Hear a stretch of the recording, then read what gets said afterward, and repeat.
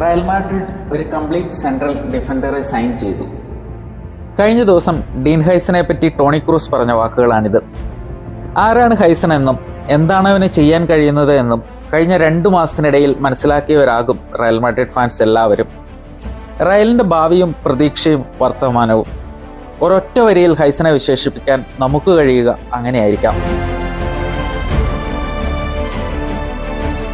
Malaga, Juventus, റോമ, Bournemouth, Real Madrid 5 മുൻനിര ക്ലബ്ബുകൾ, സീരിയ, premier league, La Liga എന്നിങ്ങനെ 3 പ്രധാനപ്പെട്ട ലീഗുകൾ. കേവലം 20 വയസ്സ് മാത്രമുള്ള ഹൈസൻ സഞ്ചരിച്ച വഴികളാണത്. റയൽ മാഡ്രിഡ് ഒരു യുവതാരത്തിനായി 50 മില്യണിലധികം ചിലവിടുന്നു. ക്ലബ്ബ് ഒരു ഡിഫൻഡർക്കായി ചിലവിടുന്ന റെക്കോർഡ് തുകയാണത്. ഈ വാർത്തകൾ ആദ്യം കേൾക്കുമ്പോൾ നെറ്റിചൊളിച്ചവർ ഏറെ ഉണ്ടാകാം. എന്നാൽ റയൽ മാഡ്രിഡ് തലപ്പത്ത് അത്തരമൊരു സംശയം ഉണ്ടായിരുന്നില്ല. കാരണം താൻ ആരാണെന്നുള്ള വ്യക്തമായ ചിത്രം തന്നെ കഴിഞ്ഞ 2 വർഷത്തിനിടയിൽ ഹൈസൻ കാണിച്ചു തന്നിട്ടുണ്ട്. ചില രസകരമായ കണക്കുകൾ ഹൈസനോടൊപ്പം മാഡ്രിഡിലുണ്ട്. കഴിഞ്ഞ 2.5 മാസത്തിനിടയിൽ റയൽ മാഡ്രിഡ് തോറ്റിട്ടുള്ളത് ഒരൊറ്റ മത്സരത്തിലാണ്.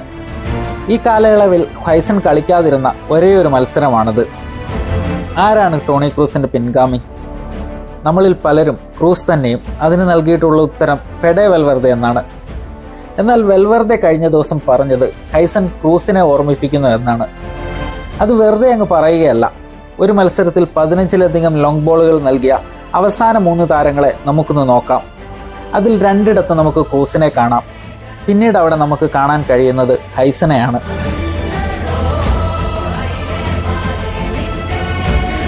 2005 ഡച്ചുകാരനായ പിതാവിൻ്റെയും സ്പെയിൻകാരിയായ മാതാവിൻ്റെയും മകനായി നെതർലൻഡ്സിലാണ് ഹൈസൻ ജനിക്കുന്നത്. നെതർലൻഡ്സിനായി അണ്ടർ 17 ടീമിൽ വരെ കളിച്ച ഹൈസൻ സീനിയർ ടീമിലേക്ക് എത്തുമ്പോൾ തിരഞ്ഞെടുക്കുന്നത് സ്പെയിനെയാണ്. ഹൈസൻ ലോകത്തിലെ ഏറ്റവും ടാലന്റഡ് ആയിട്ടുള്ള താരങ്ങളിൽ ഒരാളാണ്. പറയുന്നത് ഹോസെ മൗറിനിയോ ആണ്. എല്ലാ ക്വാളിറ്റികളുമുള്ള ഒരു മോഡേൺ ഡിഫൻഡറാണ് ഹൈസൻ. പറയുന്നത് കാർലോ ആൻസലോട്ടിയാണ്.